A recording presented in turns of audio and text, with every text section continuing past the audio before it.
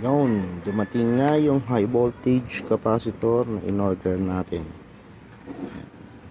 Kailangan natin kasi dalawang tester dahil yung tester ko maraming kulang.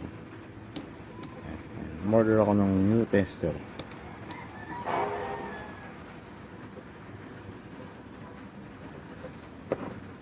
Order ako ng bagong tester para may magamit si Chinese one.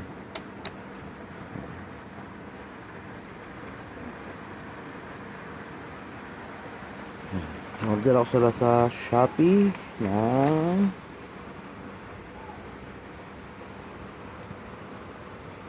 high voltage capacitor.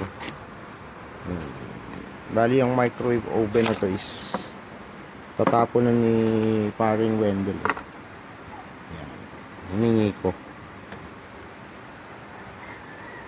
Sabi ko subukan ko gawin dahil nawala nag-blackout at just lang kala ko fuse lang yung sira. Then bumili ako ng bagong fuse, tinesting ko 10 ampere yata yung fuse, 10 amperes. Bumili ako ng bagong fuse, then pumutok pa din. Ito yung high voltage capacitor blown out na yun, lumobo. Naganap ako ng service diagram ng Samsung na microwave oven. Naghanap ako ng service diagram kasi nakakita ko, since na auto mechanic tayo, nakakaintindi rin tayo gumamit ng tester. Yan, ito yung luma, yung may sira. Ayan,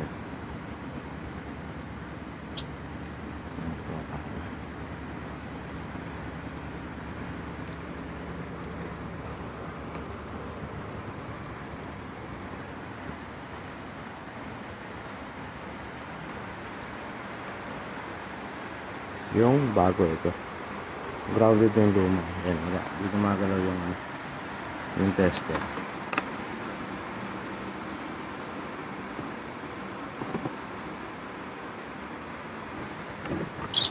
Hindi siya gumagalaw.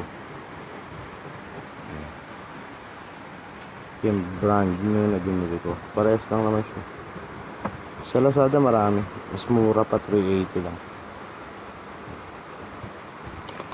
Dito sa continuity naman, isang tester. So continuity tester ng digital,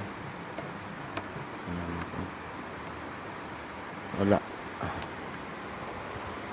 Ito na yung continuity nito. Ayan, grounded na siya, may continuity na. Ayan, nare-read. Tapos yan, nabasa ko nga sa forum, madalas pala issue talaga ng microwave is yung nag-grounded itong high voltage capacitor. Pag lagi pumuputok yung fuse, ito walang continuity. Ito meron, grounded na siya sa low. Saka kung makikita nyo, blown out na yan, lumobo na siya. Madali lang, marami naman tutorial ngayon kasi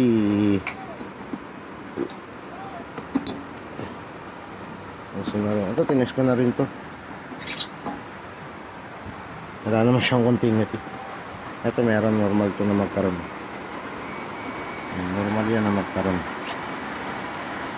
Dapat wala siyang yan sa body. Dapat wala.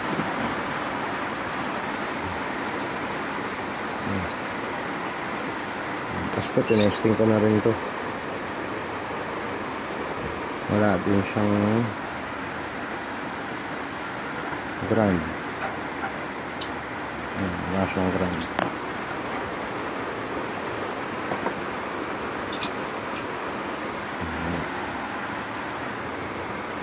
Ito lang naman din madalas nagiging issue. Yan, laging putok yung fuse na yun. Hindi naman tayo technician, pero sinubukan natin aralin. Ngayon, nakakuha tayo service diagram ng kung ano yung mga dapat i-check. Yan. Ito yung nakita kong sira, sana ito lang. Mamaya update ko kayo second video na kung okay na siya. Yan, kapatid siya.